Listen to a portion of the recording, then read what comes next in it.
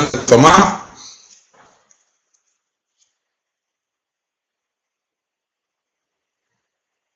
Dá um ok só para eu ter certeza que está todo mundo de volta.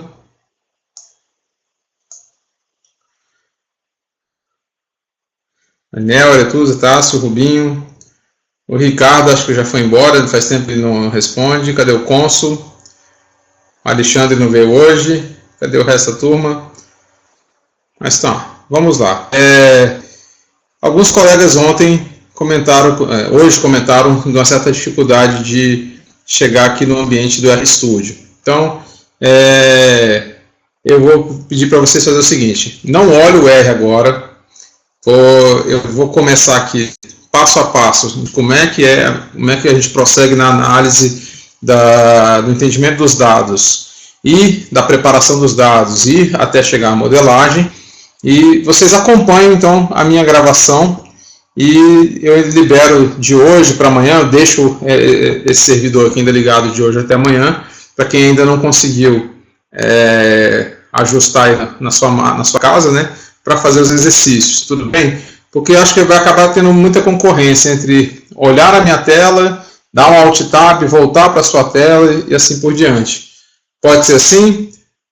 Ou a cada 10 minutos eu paro para vocês fazerem alguma atividade?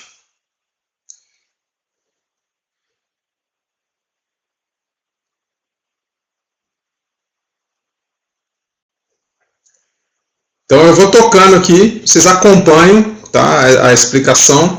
Importante que fica aqui gravado então todas essas opções. O que faltou ontem, né? Faltou essa parte aqui do endereço que eu passo para vocês. Meu endereço não é fixo, então pode mudar a cada dia.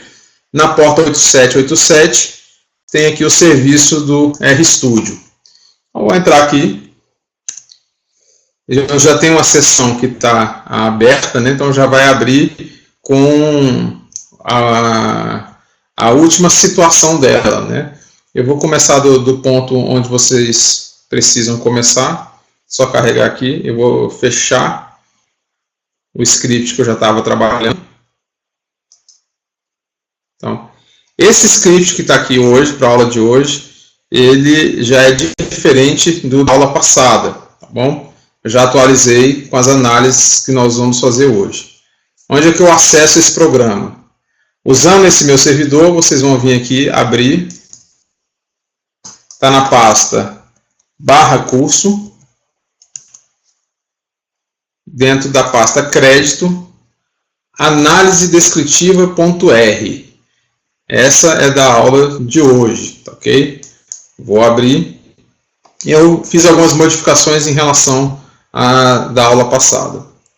Então, o meu script em R, a parte inicial dele, ele começa com a declaração das bibliotecas que eu vou utilizar nesse meu programa. Aqui não estamos usando todas nesse momento, mas eu já deixei preparado para carregar ggplot, dplyr, coreplot e H2O, que é a parte de mineração que a gente começa hoje.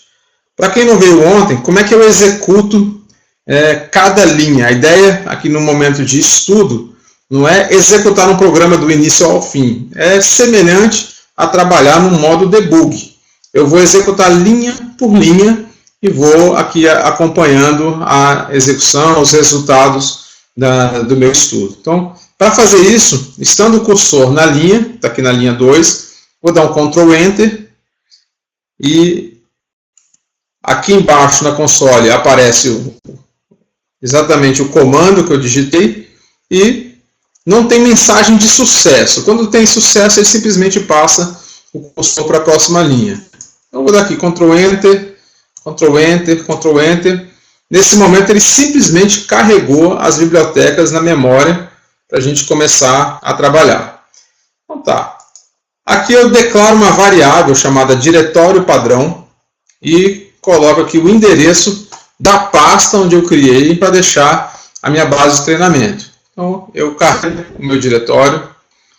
Logo em seguida, eu crio uma outra variável do tipo string mesmo. Ela está pegando o quê? Está concatenando curso /crédito /train.csv e está aqui juntando isso tudo na variável arquivo.trem. Se eu quiser saber o conteúdo dessa variável, eu seleciono só arquivo.trem, dou um Ctrl Enter, olha lá embaixo o resultado. Ele executou só aquela parte que estava selecionada. O resultado é exatamente o endereço de onde consta o meu arquivo. Quando vocês estiverem trabalhando na máquina de vocês, lembre-se de fazer pequenas mudanças. Se vocês estiverem trabalhando com Windows, vocês têm que colocar antes a unidade de disco onde está o diretório de vocês. Por exemplo, teria que colocar C:/curso/crédito, se o seu programa, se sua base de treinamento estiver lá na unidade C. Como eu estou aqui no Linux, não tem a identificação de unidades lógicas, né, direto /curso/crédito. E agora no comando da linha 9, ele vai ler o arquivo que está nesse endereço, usando o método .csv. Estou dizendo para ele que o conteúdo daquele arquivo é um .csv. Nesse momento eu já carreguei a variável train, que tem 5.000 observações, 5.000 linhas, com 22 variáveis. Na aula passada, eu vou falar só aquela parte inicial que faltou na gravação da aula passada. Tá? A primeira coisa que a gente tinha feito na aula passada era um sumário geral, que é o summary data.train.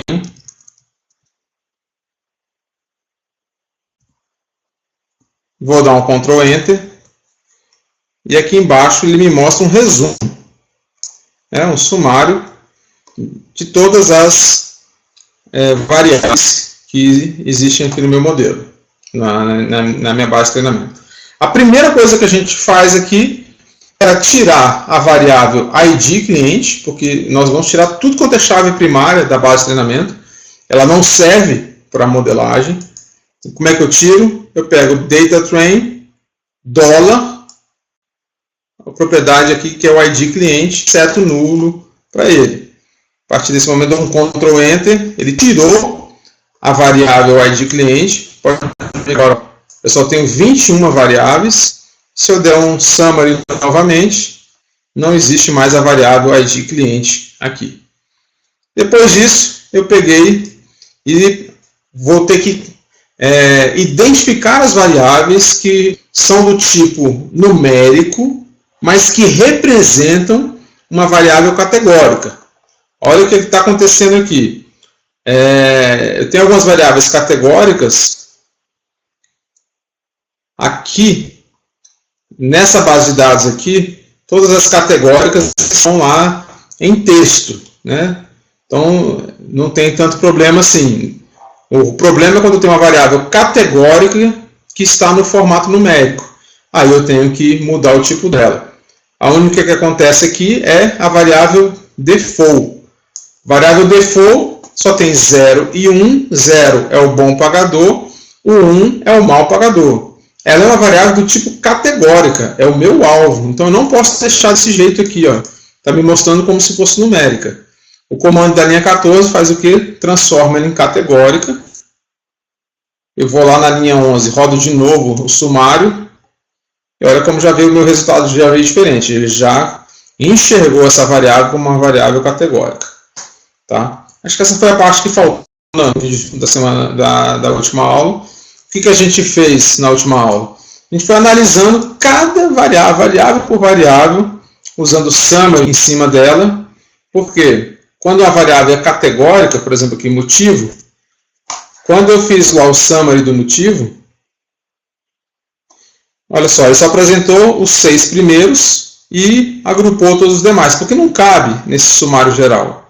Quando eu faço um summary naquela variável, ele me mostra todas as categorias existentes. Então tá, eu vou me concentrar agora na análise descritiva, na parte de entendimento dos dados, que vai fazer diferença aqui na modelagem.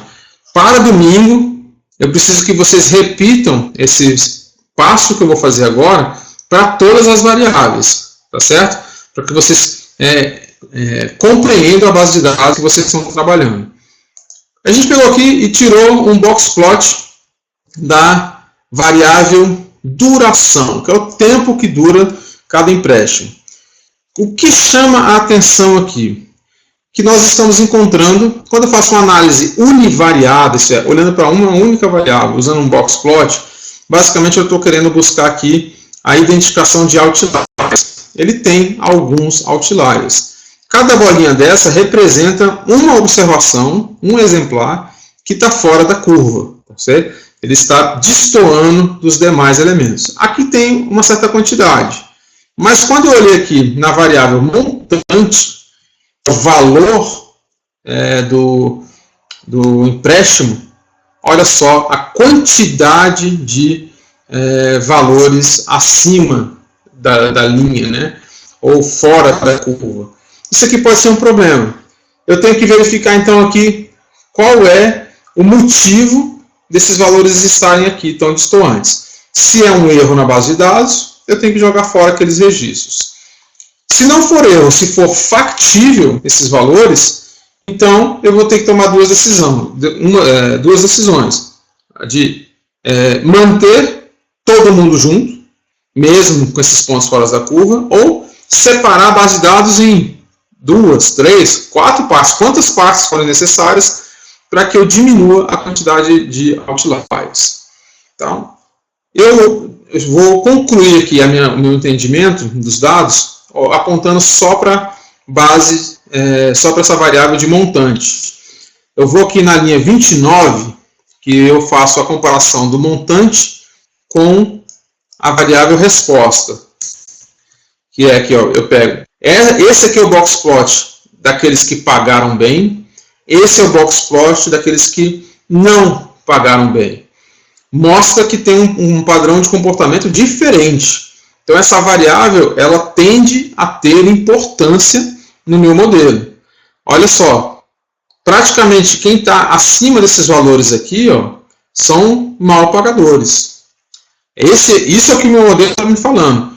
Até esse valor aqui, em torno de 7.500, praticamente todo mundo é bom pagador. Passou desse valor, tem poucos aqui, ó. Vocês são considerados outliers em relação aos que pagaram mal. Então, tem alguma coisa aqui que eu vou precisar melhorar a distribuição dessas bases. Então, eu fiz aqui um box plot, fiz aqui um histograma do montante aqui, e eu identifico aqui nesse gráfico não apenas um pico, que seria normal, por exemplo, uma distribuição normal ou exponencial. Tá? Aqui eu percebo uma subida nesse degrau, vem até aqui próximo de 5.000, e ele sobe de novo, desce, vem descendo até aqui, e quando chega aqui tem uma outra distribuição. A impressão que dá é de que eu estou trabalhando com dados heterogêneos. Eu não tenho uma curva exponencial bonitinha ou uma curva normal. Tá? O que a gente vai fazer nesse caso aqui? Eu estou terminando nesse ponto, parcialmente, nosso entendimento de dados, e com o seguinte relatório. Olha, todas as variáveis estão ok. Estou fingindo que está. A gente precisa avaliar todas as demais variáveis. Mas nesse meu relatório final, estou dizendo, olha, o único problema que eu encontrei foi na variável montante. Por quê? Tem muito outlier e a distribuição dela não parece ser homogênea. Não segue nem uma distribuição normal, nem uma exponencial. Ok? Todo mundo está na mesma linha aqui comigo? O encerramento do meu relatório aqui foi dizer que eu tenho problemas aqui de ruído, pontos fora da curva na variável montante. Posso ir para o próximo passo? Todo mundo me ouvindo?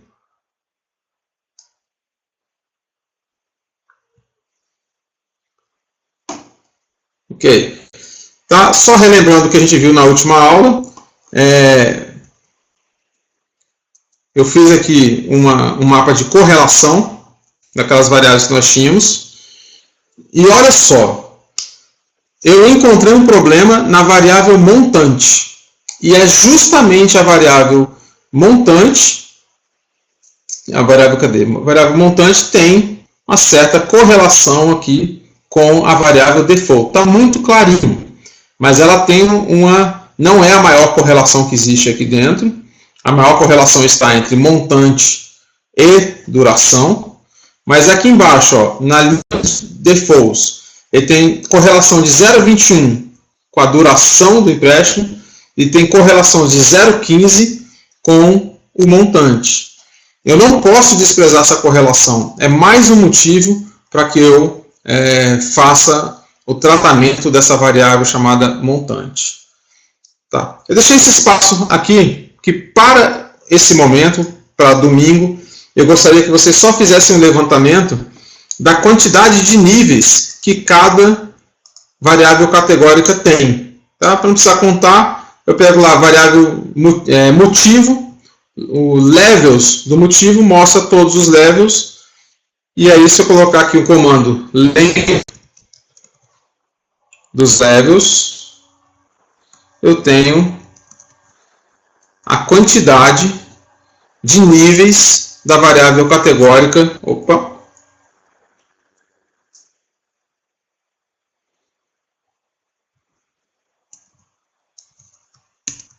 A quantidade de níveis da variável categórica motivo. Tenho 10 motivos. Não é problema isso, tá? Mas quando a gente encontra uma variável categórica que tem 40 níveis, 50 níveis, 60 níveis, é importante que a gente diminua, tente agrupar aqueles níveis semelhantes, aqueles rótulos que são semelhantes, tá? Ocupação, tem só 4, não tem problema. Eu queria que vocês fizessem esse levantamento de todas as variáveis para ver se há alguma variável com um nível desconhecido em relação ao dicionário de dados que eu passei para vocês, ou alguma variável que tenha uma quantidade muito grande de níveis. Então tá.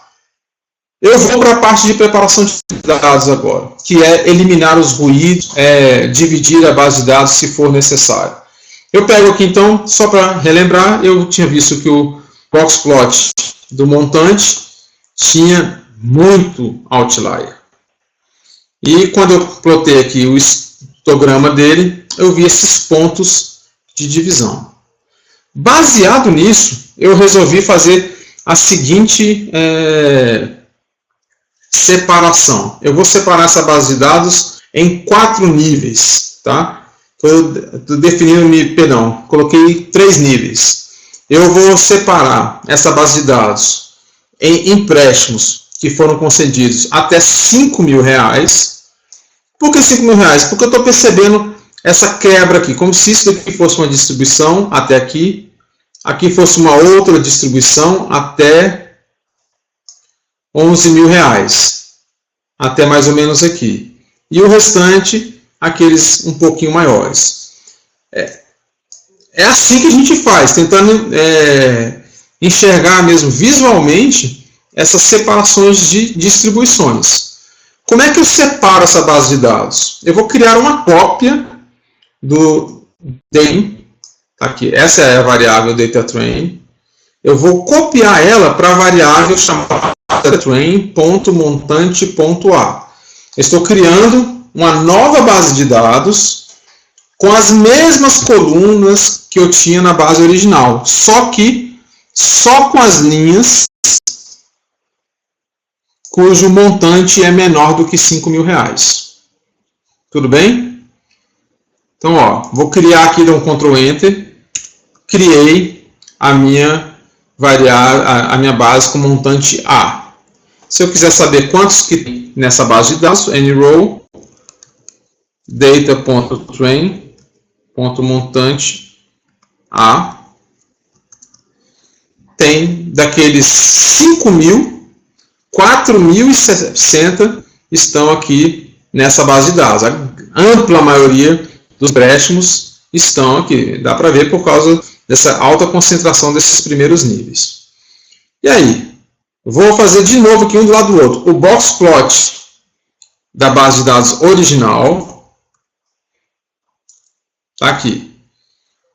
Vou fazer da base original, considerando também o rótulo.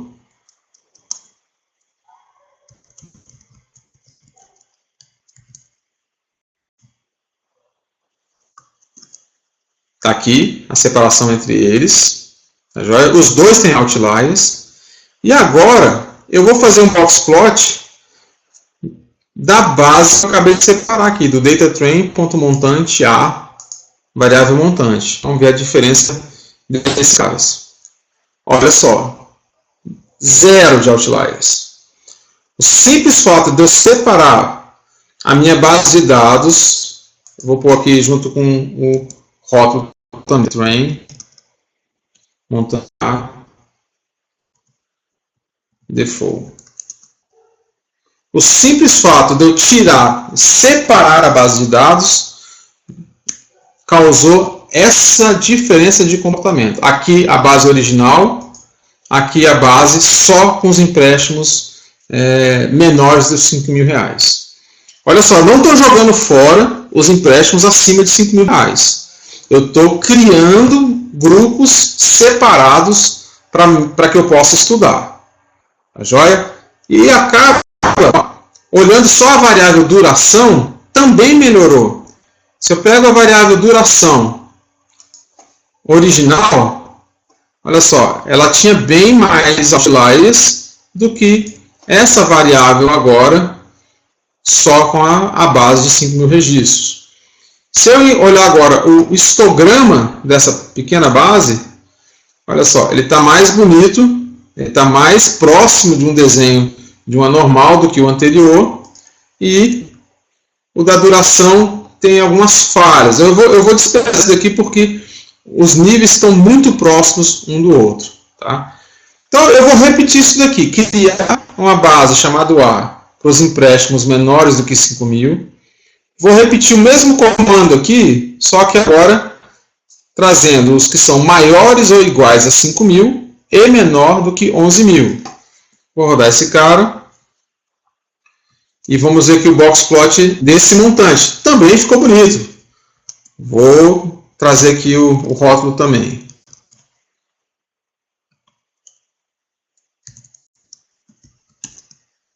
Olha só. Na hora que eu separo, apareceu um outlierzinho aqui. Mas a base B, isso é, só com os empréstimos de 5.000 a 11.000, está bem mais ajustada do que a base original. A C, que é acima de 11.000, que já são casos realmente menores, vamos ver aqui quantos empréstimos que tem acima de 11.000.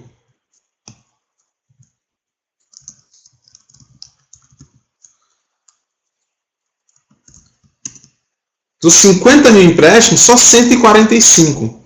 Então, eu já estou esperando um resultado não tão bom aqui. Porque a quantidade de amostras que eu tenho é pequena em relação às demais. Né? Então, é esperado, mas ainda assim, acredito que vai ser melhor do que a que a gente tinha antes. Ó. Nenhum outlier nele. Nenhum outlier. Esse impacto visual, tá? Da comparação da base com tudo junto. Opa, coloquei errado.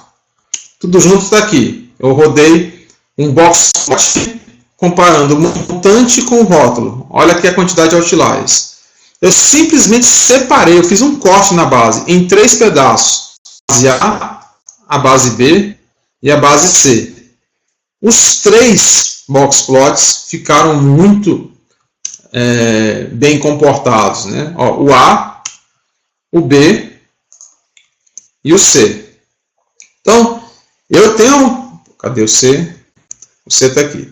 Eu tenho já... eu não comparei isso de verdade. Eu garanto para vocês que eu não comparei. Mas eu acredito que a modelagem é capaz de ficar mais precisa usando as bases de dados separados do que a base de dados com todo mundo junto. É possível que sim. A gente pode ter surpresa, mas é possível que sim.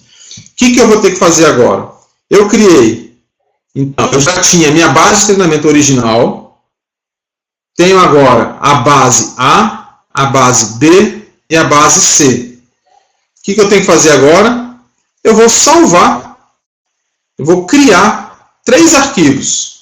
Eu tinha um arquivo original, train.csv, e vou criar o arquivo train, montante A, montante B e montante C. Essa vai ser a saída da minha fase de preparação de dados. 4 arquivos, que eu vou manter o original, train.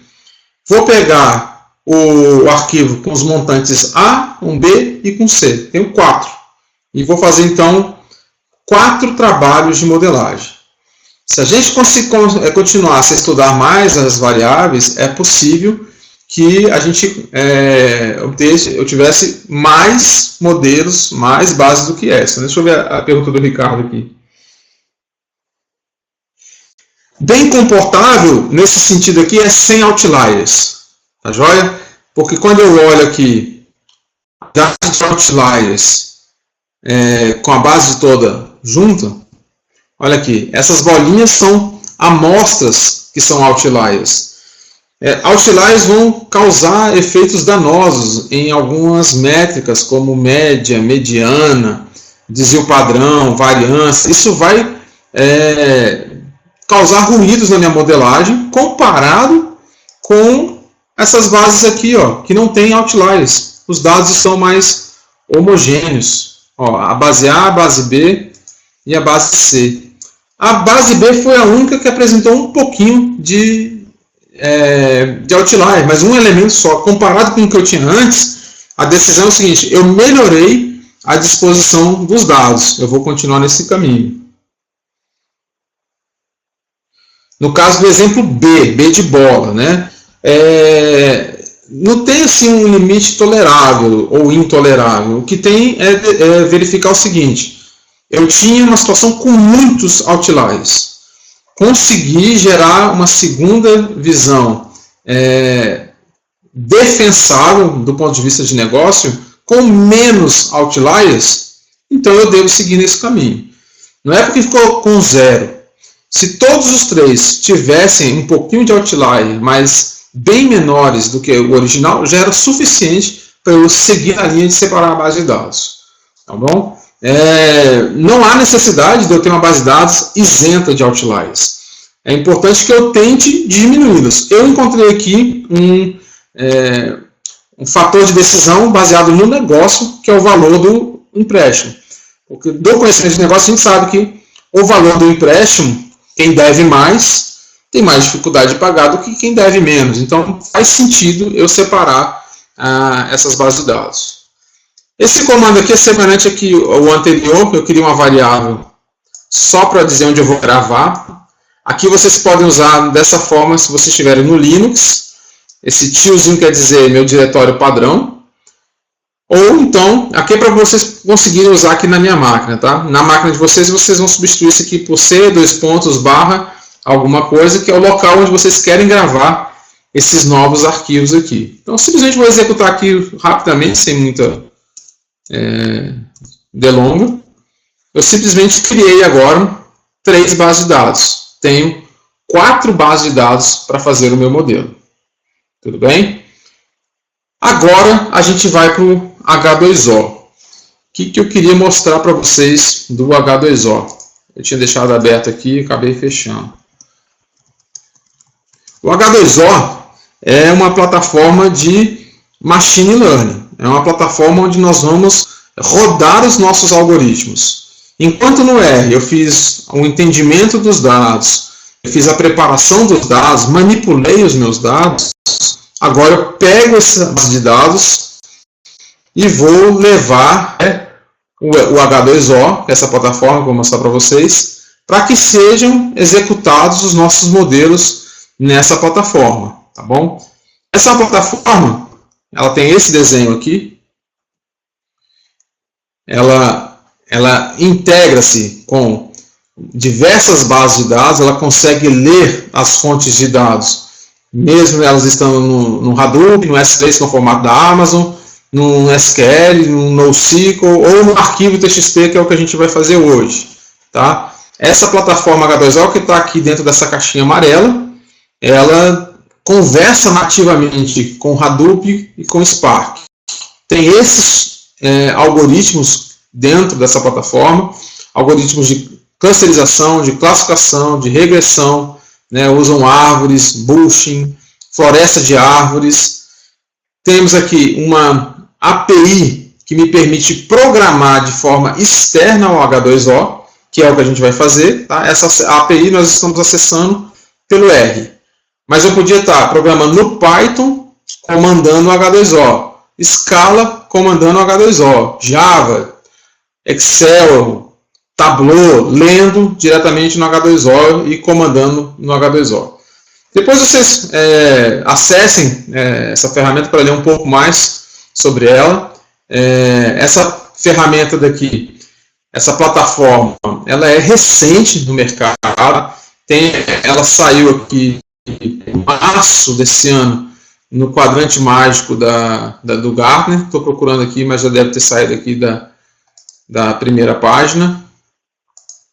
Acho que não tem mais aqui não. Eles estão no quadrante mágico da Gartner e eu tenho a satisfação, se vocês entram embaixo em Publications, aqui embaixo Publications, essa aqui é uma startup lá do Vale do Silício. Tá?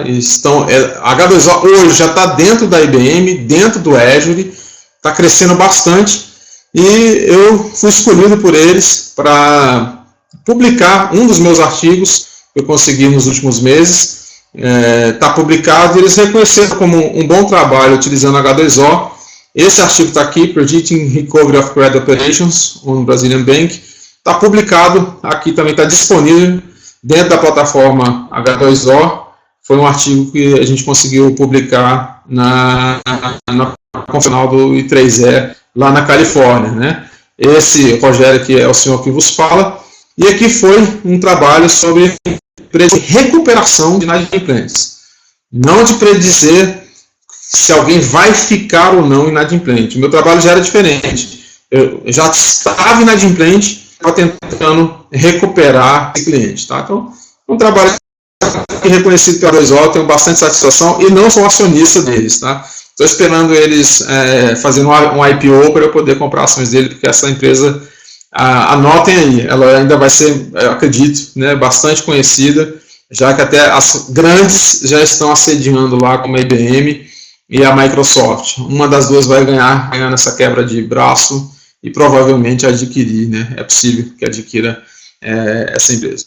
Então volta aqui para aqui dentro do R, para eu acessar o H2O, é esse comandozinho simples aqui. Eu estou iniciando uma sessão no H2O.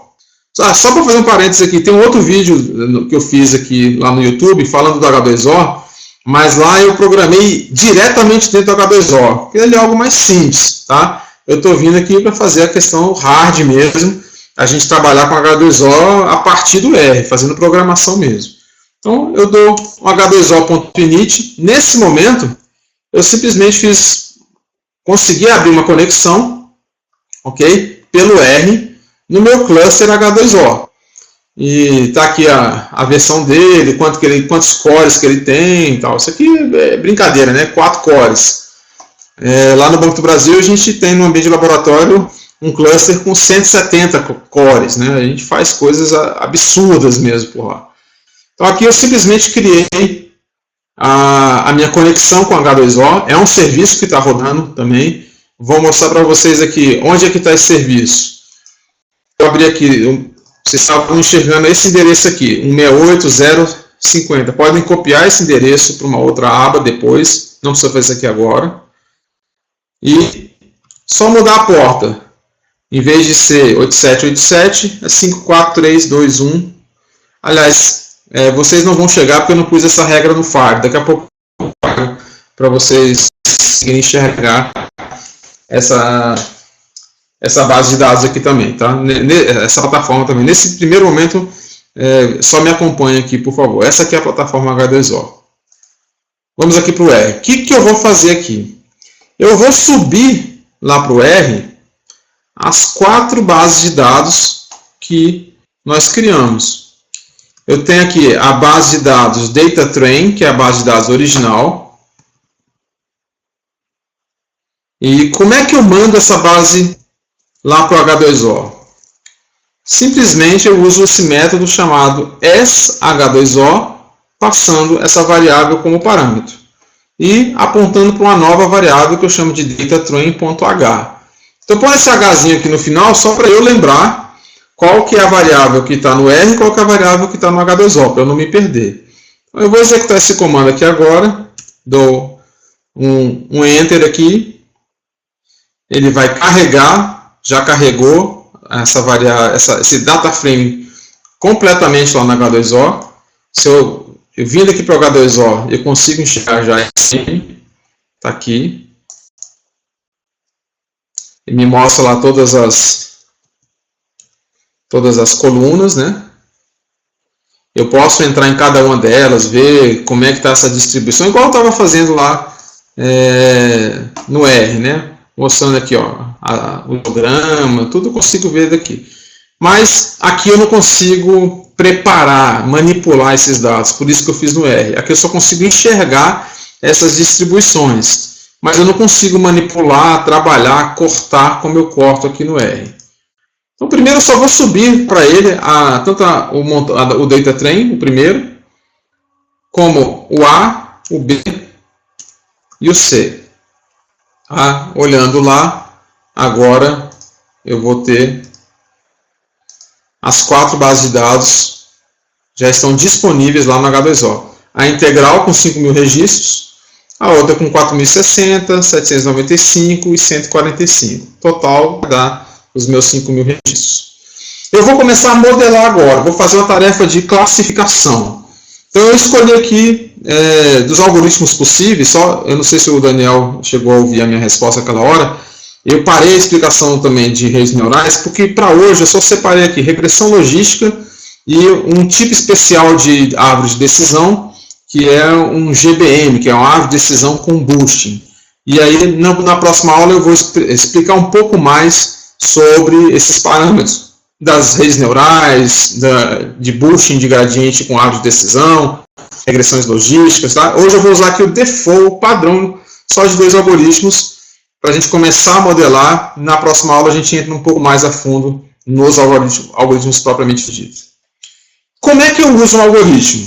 Tá? Basicamente, eu tenho que dizer qual que é a minha resposta para ele, qual que é a variável que eu quero que ele aprenda a predizer, que a gente chama de Y aqui, né? E quais são as variáveis independentes que vão explicar a minha variável resposta. Então eu estou criando só uma variável chamada aqui my_y, preenchendo com ela o nome default. Default é o nome do campo que eu quero predizer. Tá? Então crio uma variável chamada my_y, que é o default. Quais são as outras? Em vez de eu escrever aqui montante, duração, motivo, sair escrevendo cada uma delas, eu fiz uma combinação aqui. Ó. Eu tenho esse comando names.datatrain, que se eu der um enter aqui, ó, ele me retorna todos os nomes de todas as colunas desse dataset, inclusive a variável default que está aqui. E aí, eu uso esse comando aqui, setDifference, names do datatrain menos my_y. Então, o retorno desse comando aqui vai ser todas essas colunas menos a coluna myDefault. Então, vamos ver como é que ficou o myx aqui. O y fica sendo default, o myx são todos os atributos. Aqui, ó, não existe mais essa variável default. Então, eu estou entregando para o algoritmo a base de dados, estou dizendo para ele qual é a variável que eu quero que ele aprenda, a partir de quais variáveis, que são as variáveis ditas independentes.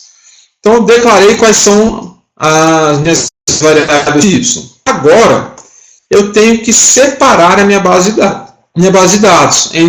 Nesse primeiro momento, só vou fazer treinamento e validação. Faço uma base de treinamento e uma base de dados de validação, porque ele treina com uma base de dados e valida com uma segunda base de dados. Eu uso esse comando aqui que é do H2O. Por que tem que ser do H2O? Porque o meu frame está lá no H2O. Então eu uso H2O.splitFrame. Vou fazer aqui uma modelagem usando a base integral primeiro. Depois eu vou para aquelas quebradas. Tá?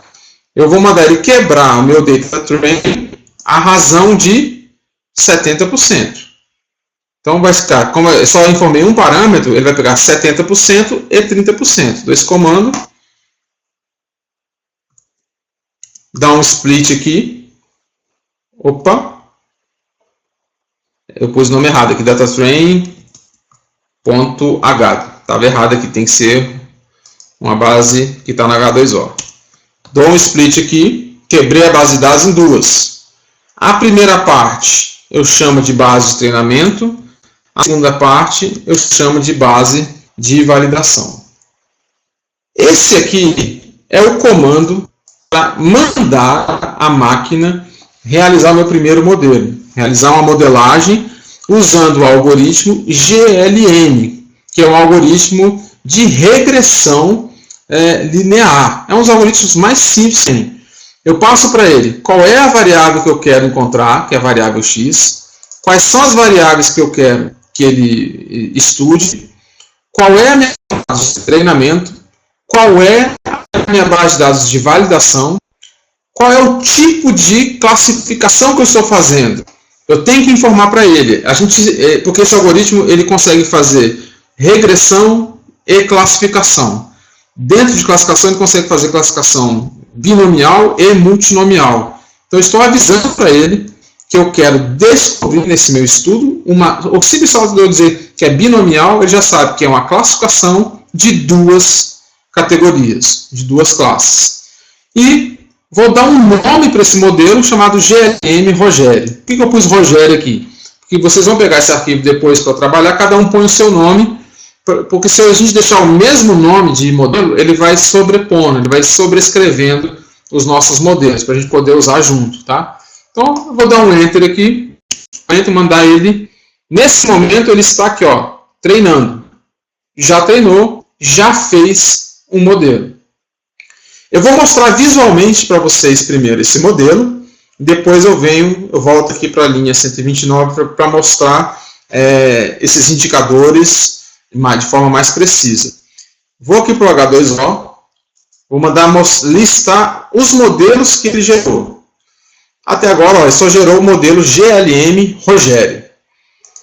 Vou clicar aqui. Carregando, calma.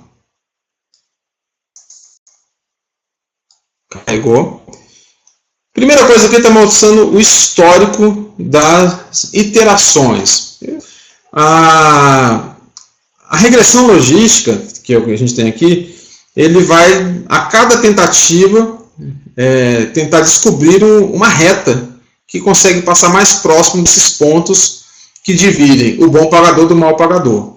Tá? Ele conseguiu resolver isso em 4 interações. É muito rápido, tá? Que deu aqui. Por que ele fez só em 4 iterações? Porque ele foi vendo que o erro que estava sendo produzido a cada iteração praticamente não estava mais diminuindo. Então ele para de procurar. Isso daqui é configurável. A gente não mexeu agora, mas eu poderia dizer para ele, ó, que esse erro da função objetiva, que estava aqui 0,62, depois caiu para 0,47, 0,45, 0,4582. Eu posso virar para ele e falar assim, amigo, só para quando a diferença estiver na 7ª casa decimal. Aí ele para, mas a gente deixou no valor default. É só para mostrar que ele rapidamente ele foi convergindo para o valor final, né, desse modelo. Aqui é a curva ROC, que mostra qual é a proporção entre os falsos negativos e falsos positivos. Perdão, verdadeiros positivos e verdadeiros negativos. Ele está bastante equilibrado, tá? Mas isso no momento, no capítulo de validação, a gente vai trabalhar melhor, eu vou explicar melhor esses critérios. Só estou passando por cima aqui para a gente ver os resultados da modelagem. Vou explicar melhor a compreensão da curva ROC. Tá? Vou apresentar um critério um pouco mais simples para vocês agora. Estranhamente, tá? Não é comum isso daqui, a curva ROC, ó, da base de treinamento, que é aquele 70%, que é ele tentando descobrir, ficou pior do que da validação. Isso pode acontecer, mas não é normal, tá bom? Ele acertou mais na hora de validar do que na hora de treinar. E aqui que é o bacana. Essa é uma das saídas, é um dos tipos de modelo que ajudam a compreender bastante o modelo que foi produzido.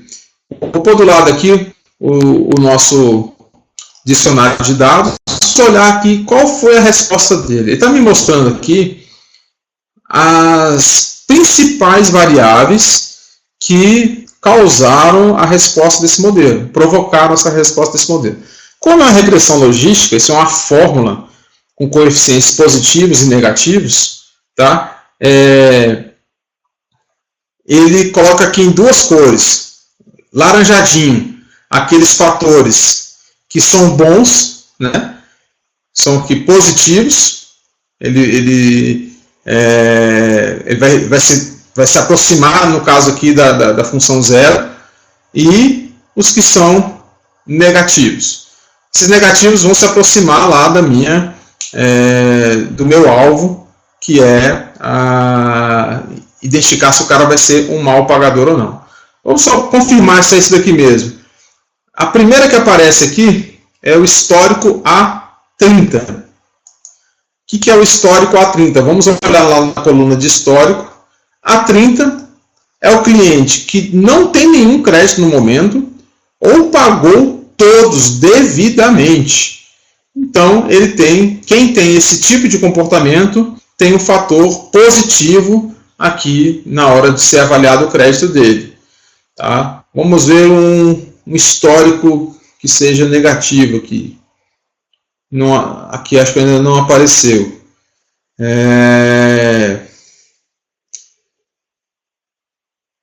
Motivo.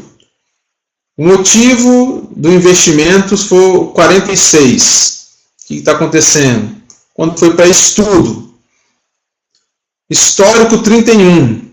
Todos os pagamentos devidamente pagos nesse banco, né? Então eu consigo entender quais são as variáveis que contam para mais e que contam para menos, tá?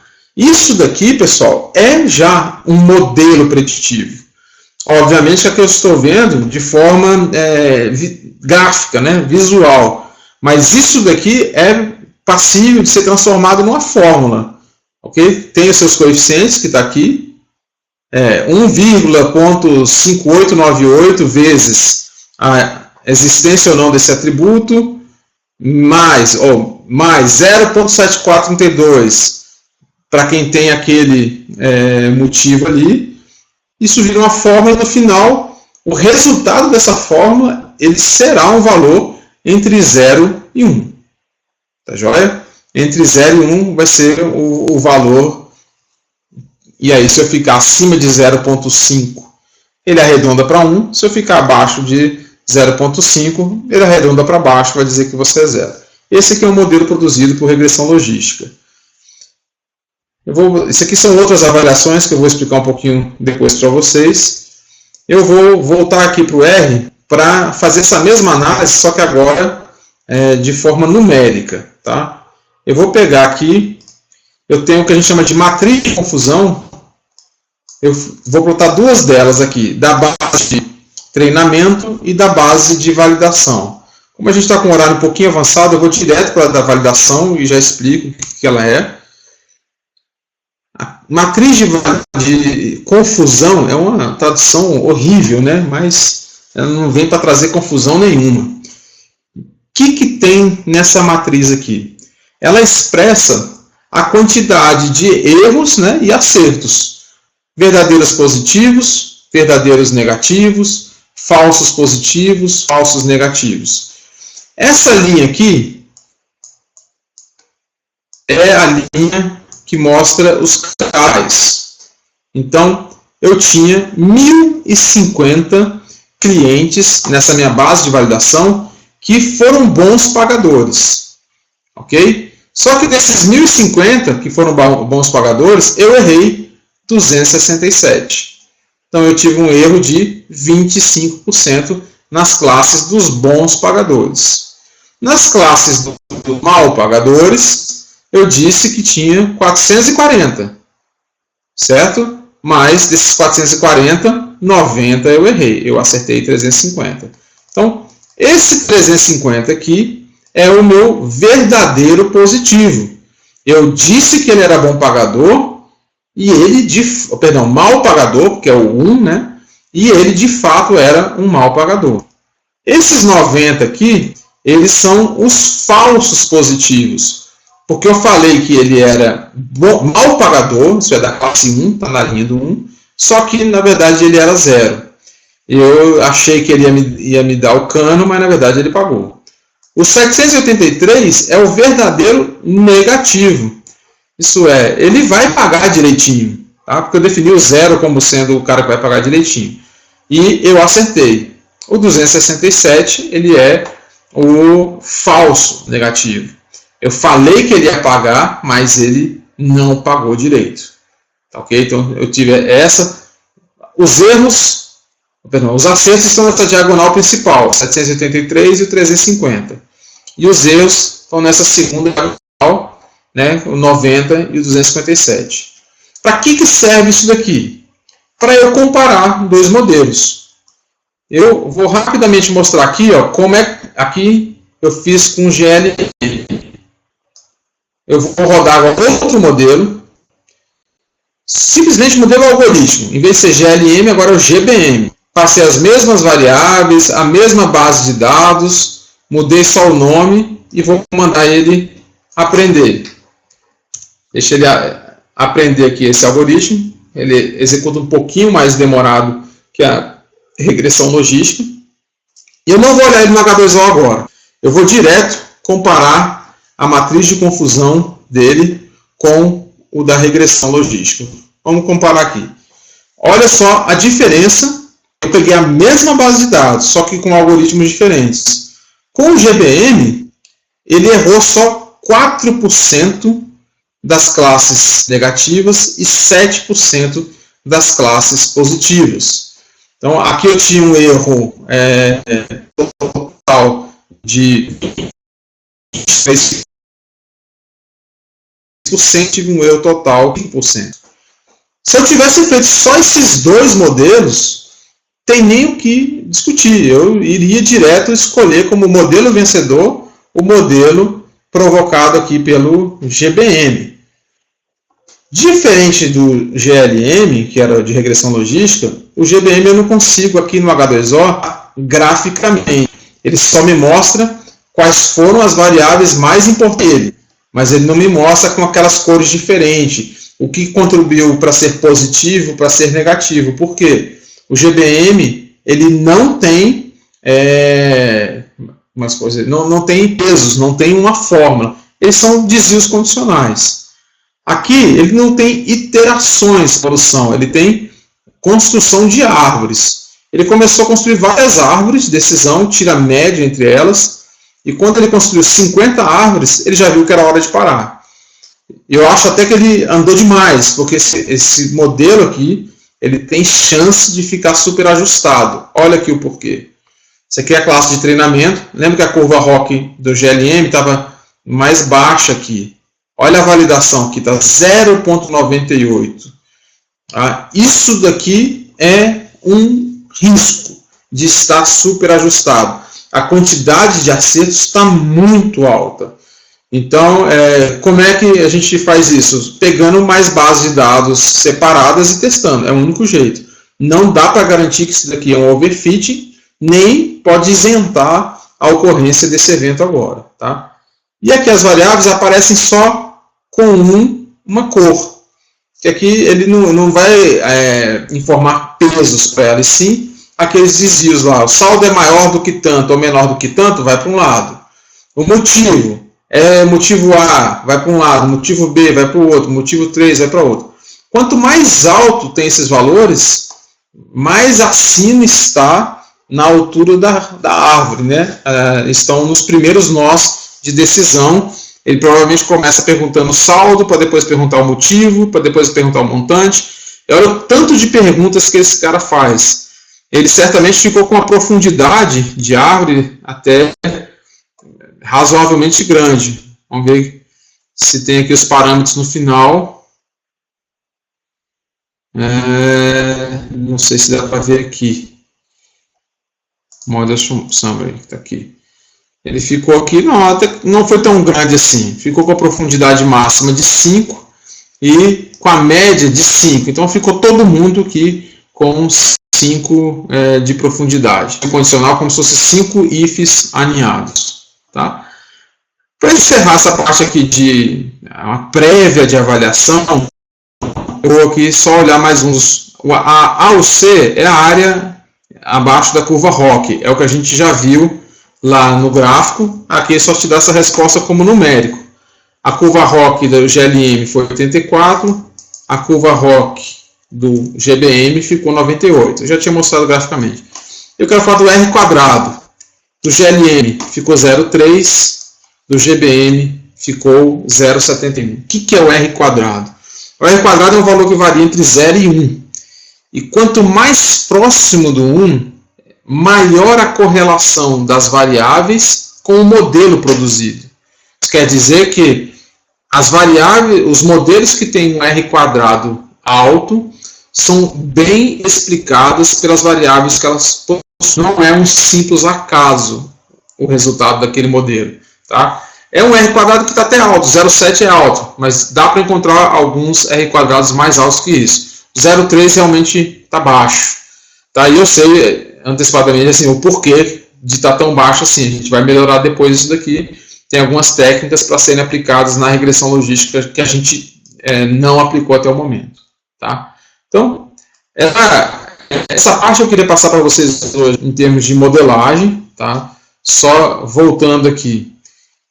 A gente pegou aqui a parte de preparação dos dados que a gente fez hoje, só foi simplesmente com base na análise anterior, no entendimento dos dados, de perceber aqui ó, a diferença dos box plots do montante, isso é, quando estava com todo mundo junto, tá cheio de outliers. Eu modelei esse cara com todo mundo junto aqui, hein? Vamos ver o que vai acontecer lá com os modelos separados. E para depois decidir com qual que a gente fica. A gente separou e veio aqui para fazer uma modelagem no H2O, primeiro só do todo mundo junto, foi com Data Train H. Fizemos um GLM, fizemos um GBM e comparamos. Eu teria que testar mais parâmetros de cada um desses algoritmos, guardar esses resultados para depois comparar com o quê? Com o mesmo trabalho de modelagem do cluster A, do cluster B, do cluster C, para depois decidir com qual que eu vou ficar. Beleza? Então, essa primeira etapa aqui seria a nossa primeira iteração de modelagem. Eu tenho duas coisas boas aqui. Eu tenho uma coisa boa e uma coisa ruim com o resultado de hoje. Coisa boa. Mesmo o pior algoritmo, que foi o GLM, ele me apresentou aqui uma curva ROC próximo de 85. Tá? Isso é bom. Então, mesmo sem muito esforço, chegando no modelo preditivo. Na vida real não é assim. Tá? Esses dados estão propositalmente disponibilizados, todos arrumadinhos. Não está exigindo nenhum esforço nosso. A gente vai pegar outro modelo mais complicado ainda aqui no curso. Tá bom? Essa é só a primeira passada do primeiro estudo de caso. E a notícia ruim qual é? Quem me responde? Qual foi o resultado ruim que a gente obteve desses modelos? Quero que vocês respondam, por favor. Quem está acordado ainda aí?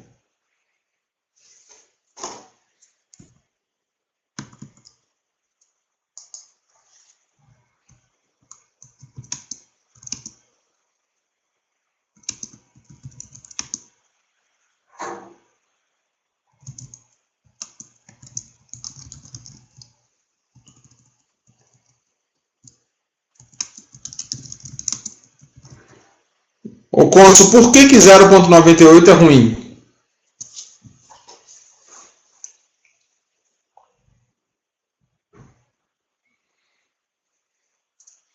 Não é essa a resposta que eu quero. Não é está perfeito demais.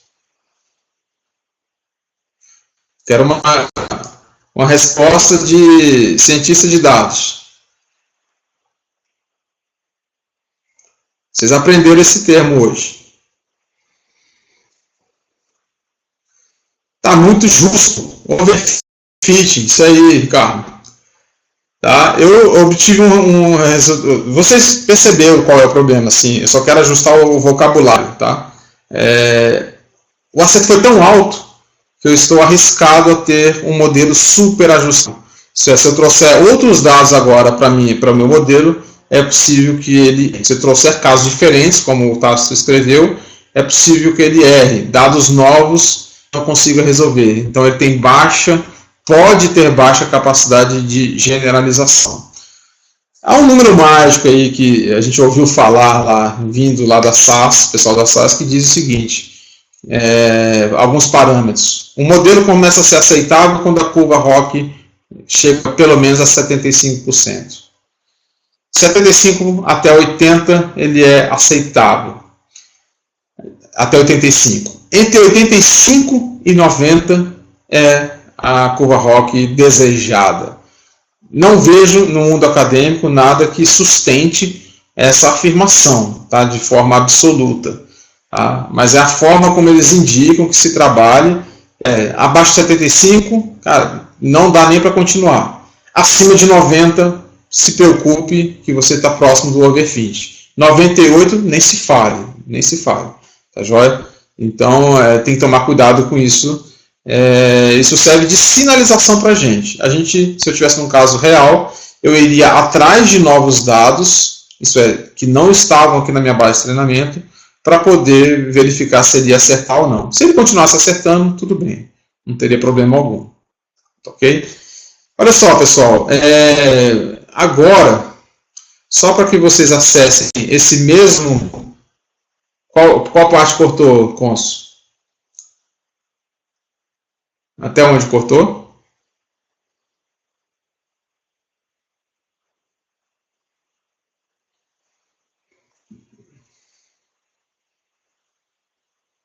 Essa questão dos percentuais da curva ROC, tá? A gente tem um parâmetro que foi indicado pela SAS, numa consultoria lá para o banco, o pessoal da SAS, que dizia que é o seguinte, que acima de 90% eu poderia ter overfitting, abaixo de 75% é um modelo que não é aceitável, de 75 até 95 ele começa a ser então aceitável, e o ótimo seria entre 85 e 90, tá? Isso é um parâmetro assim, tem alguma heurística no meio, não há nada de absoluto nessa afirmação, mas serve para a gente ter um referencial. Otácio, pode ser uma escolha sim, tá? Só que a gente tem que tomar cuidado pelo seguinte, os dois algoritmos estão olhando para os mesmos dados.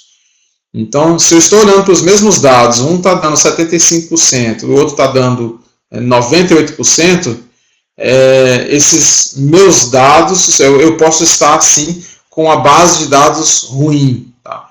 Não tem como eu te garantir que escolher aquele que deu menos, como foi o caso aqui hoje, escolher de 84, vai ser uma ótima escolha. Não, não é. Aqui, qual seria a minha primeira busca para ver se tem problema de overfitting? Primeiro, trazer dados novos e ver se ele erra. Se ele está errando, eu confirmo o overfitting. O que eu tenho que fazer? Eu tenho que remodelar. Se ele estiver errando, aí está confirmando o overfitting, eu devo procurar se tem variáveis aqui que são altamente correlacionadas. E eu estou usando as duas. Isso pode provocar overfitting, tá bom? Uma variável que tem uma correlação muito alta com a variável resposta, ou variáveis que entre si são correlacionadas, pode provocar o overfitting. Eu não testei, mas a gente tem aqui duas variáveis correlacionadas, que é a duração e o montante. A gente precisa depois tirar uma das duas e ver como é que ele se comporta. Mas a decisão final é só se a gente tivesse novos dados para poder confirmar se tem overfitting ou não. Tá? Então, a ideia dessa modelagem de hoje, pessoal, é assim, construir o caminho para vocês percorrerem. Né? Para que eu não esperasse 2 semanas para vocês terem o primeiro contato com uma modelagem. O caminho é de entender os dados, preparar e limpar esses dados, criar novos clusters, separar esses dados, levar para um ambiente de modelagem, escolhendo qual é o algoritmo adequado para aquela tarefa, separando a base de dados entre treinamento e validação. Só depois eu vou começar a mexer com os algoritmos e mexer nos parâmetros dele. Propositalmente, esse exemplo aqui foi um exemplo para não trazer muitos problemas para vocês. A gente converge rápido para uma solução ótima. Né? O próximo exemplo que eu vou trazer para vocês na semana que vem já é um pouquinho mais complicado. Então, qual o combinado que eu quero deixar para vocês? Na próxima terça-feira, a gente inicia um novo estudo de caso com um assunto correlato, esse daqui, parecido, que eu quero ver vocês andando com as próprias pernas, com a parte de entendimento dos dados, preparação e modelagem. Só que vocês não concluíram essa etapa aqui ainda. Vocês que vão concluir se está tudo ok ou não. Como? Executando em casa todos esses passos. Eu vou marcar com vocês aqui, está previamente marcado aqui nosso encontro às 8 horas do sábado, né, para tirar essas dúvidas com vocês, para que até o domingo vocês consigam chegar até onde eu cheguei, entendendo o que foi feito. Tá ok? Essas aulas não é uma aula no sábado, é uma disponibilização de tempo para tirar dúvidas para vocês. Tá? Como é a primeira, eu fico receoso de a gente começar um pouco mais tarde e de repente se alongar muito para vocês terem bastante dúvidas. Eu queria ver com vocês se não tem nenhum problema para a gente antecipar esse horário de tirar dúvidas no sábado, em vez de fazer 8 horas, fazer às 18 horas. Às 18 horas já estaria disponível para vocês para tirar essas dúvidas, tá? Porque vai que alonga um pouco mais, né? Não tem problema a gente ficar um pouco mais de tempo nesses primeiros dias, desde que vocês consigam ser bem atendidos aí. Tá certo? Meta para até domingo é conseguir realizar essas atividades compreendendo cada um desses passos.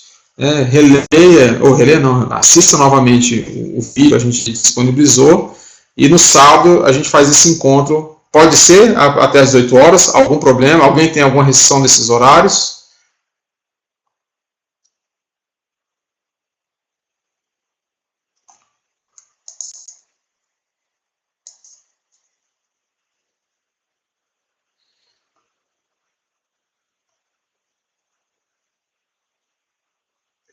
Você vai viajar que horário, Aretusa?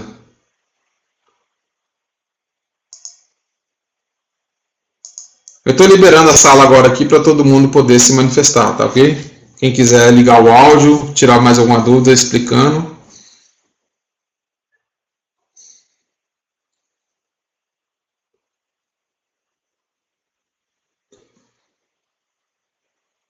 Ok. Olha, Tuz, a gente tenta encontrar um horário alternativo na segunda-feira para te auxiliar, pode ser? Segunda-feira, porque para não deixar para terça-feira.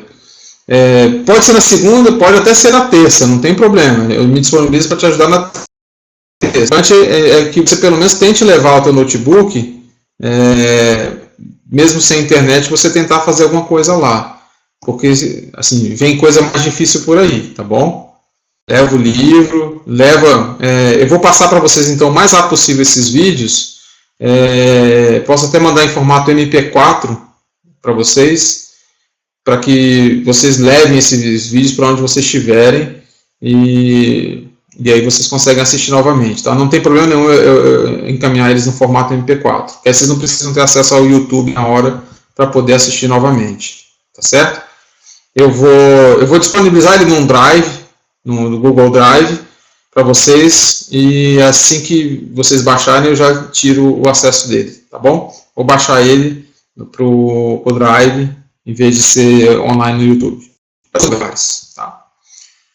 Alguma dúvida, pessoal? Eu queria que vocês pelo menos se manifestassem agora no finalzinho, ver quem conseguiu ficar até o final, se conseguiu se enxergar aí, conseguiu entender algo, como é que está aí? Quero feedback agora.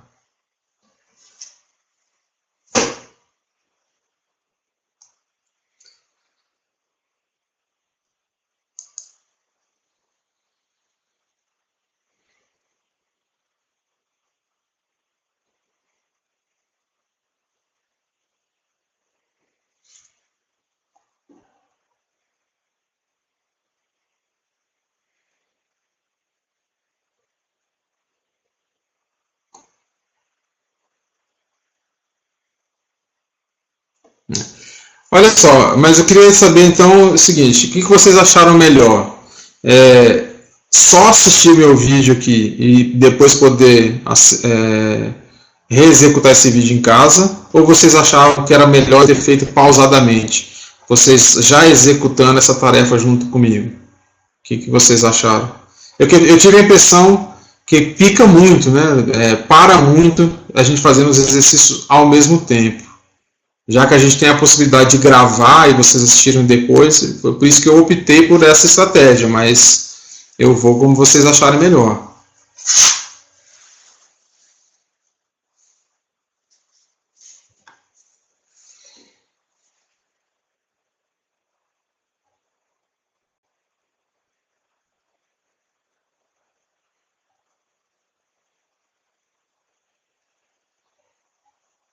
Exatamente, Daniel. E às vezes alguém digitou alguma coisinha errada, um erro de sintaxe, né? Andar todo mundo lá junto, que a gente acaba não otimizando o tempo, verdade. Aqui com o vídeo parece que vai tudo direitinho, né? Você vai fazer depois com alguns problemas, mas você tem o vídeo para se apoiar depois.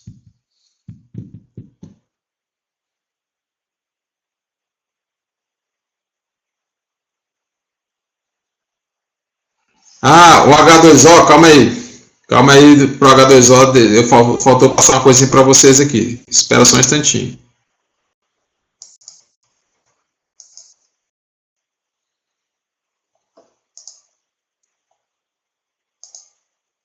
Vou mostrar aqui para vocês, ó, vocês estão enxergando a minha tela ainda? Eu vou mandar esse link aqui na área de download do H2O. Está carregando aqui ainda. Vem aqui, ó, versão estável do H2O, esse link para vocês. Essa aba instalação no R. Essa instalação no R. Deixa ele carregar aqui. Vocês vão executar esse comando aqui, ó. Esse comando todo uma única vez. Eu vou mandar o link para vocês aqui. Aqui ele faz a instalação na casa de vocês. Vocês vão rodar daqui todo esse pedaço aqui.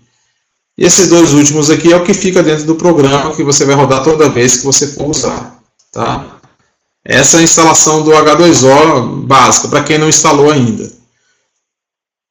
A outra é opcionalmente. Não, essa daqui é a mais simples. Essa aqui é a mais simples para vocês. Vou deixar essa mesmo. É esse link aqui. Vocês vão lá no link, mas entrar na parte de instalação no R, tá joia?